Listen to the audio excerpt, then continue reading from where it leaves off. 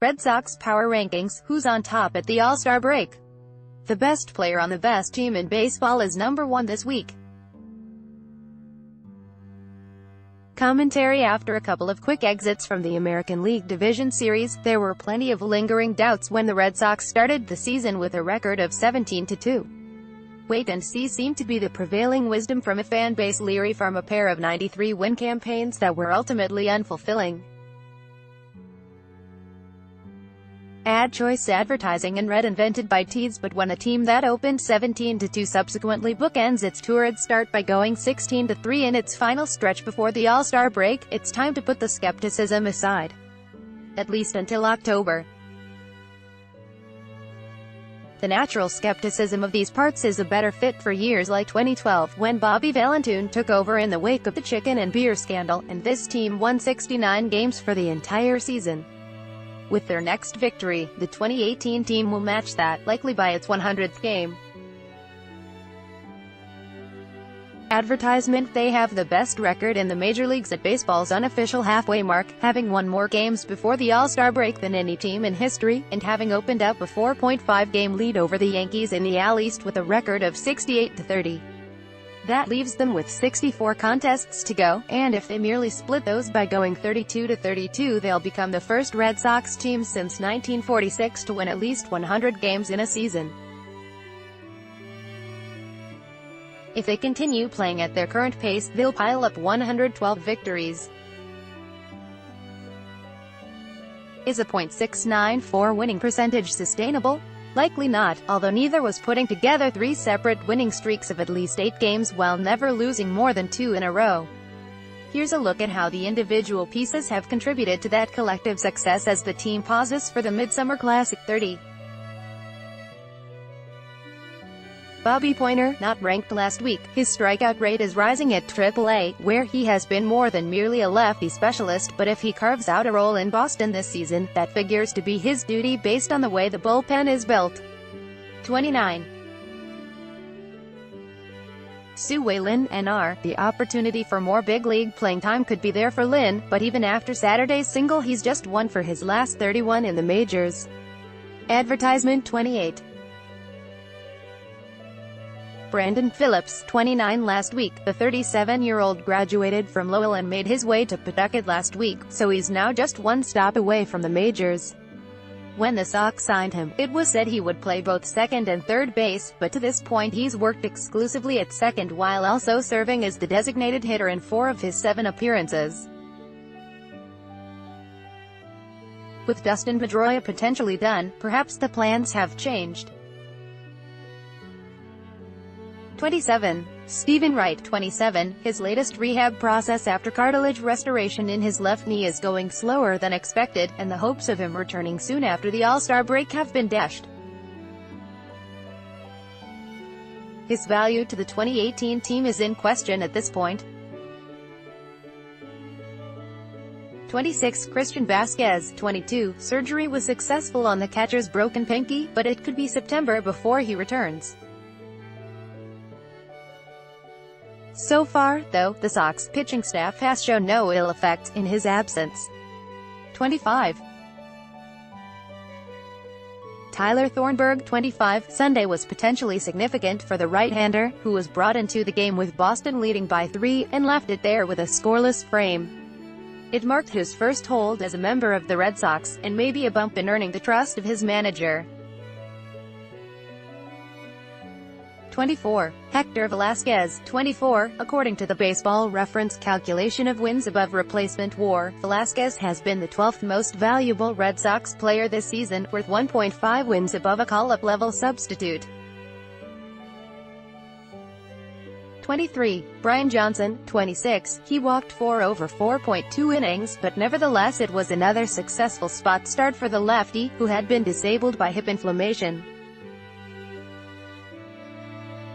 He's taken 3 turns since June 28 and posted a combined 3.38 ERA in them, with the Sox winning each.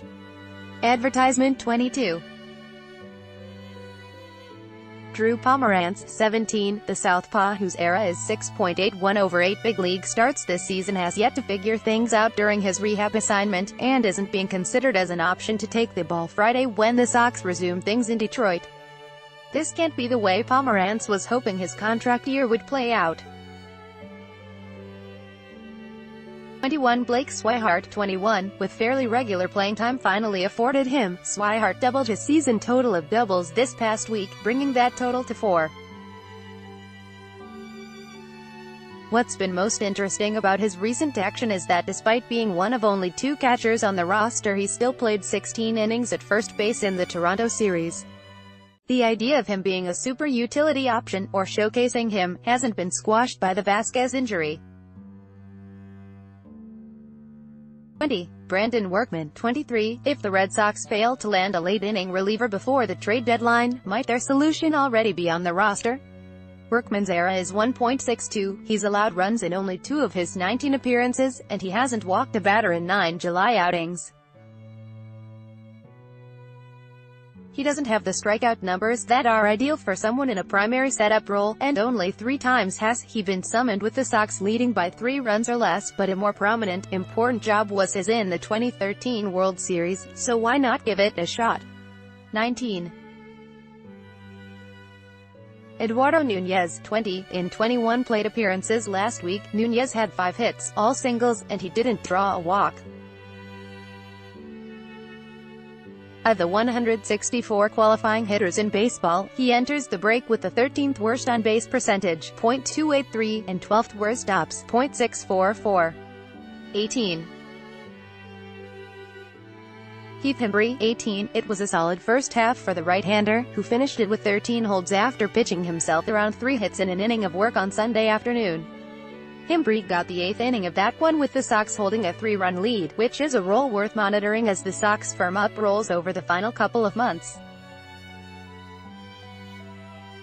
17. Brock Holt, 19, his ops of 102 suggests he's been adequate offensively, and he hasn't made an error at any of the 5 defensive positions he's played this season. The Sox probably don't want him to be their everyday second baseman the rest of the way, but those who questioned Holt's hold on a roster spot after spring training have been reminded of his value over the first half. 16. Jackie Bradley Jr., 16, since homering on June 17, Bradley is hitting .282 with an .852 ops. He's yet to go on the type of month-long tear we've seen in the past, and yet his bat has been eminently capable of late. When combined with his defense, he's summed to a slightly better than average player over the first half. 15. Sandy Leon, 13, Friday night's ugly loss to Toronto was the Sox' first with Leon behind the plate since June 19, and the Sox staff era when throwing to him has down to 3.25. That more than offsets the .205 batting average he has for July. 14. Rafael Devers, 14, an inflamed shoulder forced him to the DL, and his defensive liabilities could prompt the Sox to look for depth at third base over the next couple weeks, but if he keeps up a pace that has him in line for 25 home runs and more than 50 extra base hits, the Sox will take that from a 20-year-old, first-year starter. 13. David Price, 15, the lefty deserves credit. On the heels of 2 poor outings, his latest began with a 2-run homer in the first inning, but he hung in and left to cheers from the Fenway crowd in the middle of the 7th inning. He picked up his 10th win of the season, and in the process took a step in the right direction. 12. Steve Pearce, 11, when the Sox acquired Pearce it was partially because they were struggling against left-handed pitching, and while it's not entirely to his credit, the club now enters the break with an ops among baseball's 10 best against southpaws, and Pearce's smashing a rival in Boston is certainly part of that equation. 11. Joe Kelly, 10, Kelly's days as Boston's 8th-inning setup man should be numbered, if they're not already done. In 2 appearances, the righty allowed 5 runs over 2/3 of an inning over the weekend, and he's now been scored upon in 5 of his past 9 performances. He hasn't been entrusted with an inherited runner in nearly a month, and last Thursday, Alex Cora wasted no time in yanking the struggling Kelly after he'd faced just 3 hitters. 10. Eduardo Rodriguez, 12. According to WAR, the 4th most valuable Red Sox during the club's epic first half was Rodriguez, who was worth 3 wins above the average, just ahead of Craig Kimbrel and Andrew Benintendi. So what Cora deemed serious damage to his ankle is potentially catastrophic for the Sox. Rodriguez does not have a history of recovering quickly from injury, and the Sox say it will be 2 weeks in a boot before his injury is even re-evaluated. After dropping his ERA to 3.44, Rodriguez was rounding into Boston's No. 2 starter come October. The focus should now be on making sure he's ready to take the mound at all by then. 9. Mitch Moreland, 9. The All-Star has slowed a bit, now having gone since June 23 without a multi-hit game, and without an extra base hit for the month of July. He wore down while last season, too, so the Sox have to hope that he's invigorated by his visit to Washington and the downtime around it. 8.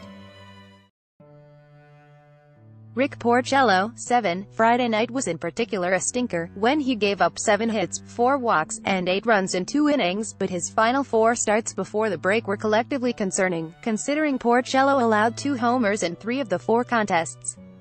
To that point he'd allowed only 8 long balls over the season's first 16 starts, and had seemingly rectified whatever caused him to cough up a Major League high 38 gopher balls a year ago. Now Porcello's ERA is up to 4.13, and there's cause for concern.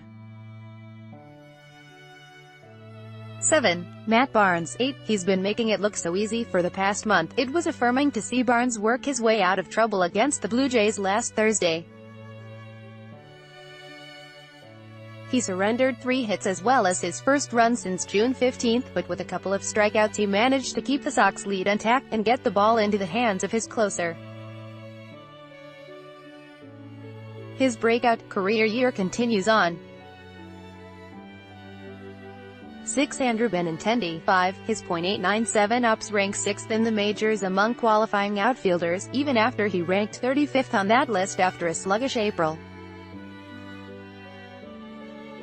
Through age 22, Baseball Reference say the player he compares to most closely is Hall of Famer Dave Winfield, and, halfway though his second full season, that doesn't seem outlandish.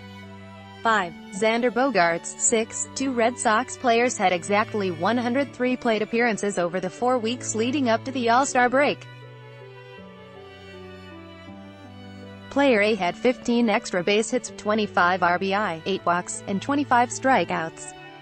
Player B had 15 extra base hits, 23 RBI, 13 walks, and 13 strikeouts. Player A is JD Martinez. Player B is Xander Bogaerts, whose walk-off grand slam could prove the launching point for a monstrous second half. 4. Craig Kimbrel, 4. In his past 9 appearances, the All-Star has 3 4-out saves, 5 saves in which he's pitched the 9th inning, a win in extra innings, and has 3 times thrown scoreless innings on back-to-back days. Having a weapon like him has allowed Cora to be aggressive in the setup innings, making Kimbrel a shining example of the way a dominant closer can change the complexion of an entire bullpen. 3. JD Martinez, 3. His 29 homers would lead the team by 5, his 80 RBI would rank 3rd, and his 228 total bases would rank 4th on the 2017 Red Sox, for the entire season. In 2018, he leads the majors in all 3 of those categories at the break, and the 58 bombs and 145 runs he's knocked home over the past calendar year make a compelling case that he's been the best hitter in the game over that span. 2. Chris Sale, 1. At the time he starts the All-Star game for a 3rd consecutive season on Tuesday night, Sale will do so as Major League Baseball's all-time leader in strikeouts per 9 innings and in strikeout-to-walk ratio.